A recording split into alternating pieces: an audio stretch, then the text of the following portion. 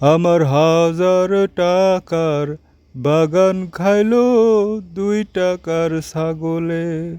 কি রে বন্ধু, কি হয়েছে তোর? আর কইস না রে বন্ধু, জীবনটা ধ্বংস হয়ে গেছে এক ছাগলের কারণে।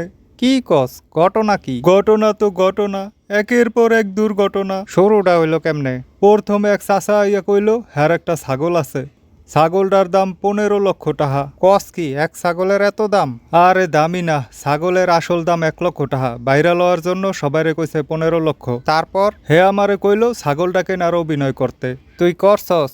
হ, সবাইরে কইছি ছাগল আমি কিনছি 15 লক্ষ টাকায়। তারপর কি হইলো? এরপর আর কি, মুহূর্তে আমি ভাইরাল হয়ে গেলাম। এত টাকা কই পাইছস, কেউ জিগায় নাই? জিগায় নাই আবার, সবাই কইতাছে টাহা আমার বাপের কাছ থেকে নিছি। তোর বাপে তোরে কিছু কয় নাই? কয় নাই আবার, সবাইরে কইতাছে আমি নাকি হ্যার পোলা না। কস কি? হয়, একটু চিন্তা করে দেখ, এক ছাগলের কারণে নিজের বাপ এখন আর আমারে পরিচয় দেয় না। আরে, হ্যার দোষ দিয়াও লাভ নাই, হে বেটাও আছে অশান্তিতে। কি অশান্তি? হে তো আবার সরকারি চাকরি করে। এখন হার বিভিন্ন দুর্নীতির খবর প্রকাশ হয়ে যাইতেছে। ও, তো হে কই এখন? পলাতক, কমে যে গেছে হ্যাঁ কেউ জানে না। ও, হয়, হ্যার ব্যাংক ব্যালেন্স সব জব্দ করে এনেছে সরকার। আবার ওইদিকে ওই ছাগল বেড়ার গোপন কাহিনীও সব জায়গায় ফাঁস হয়ে গেছে।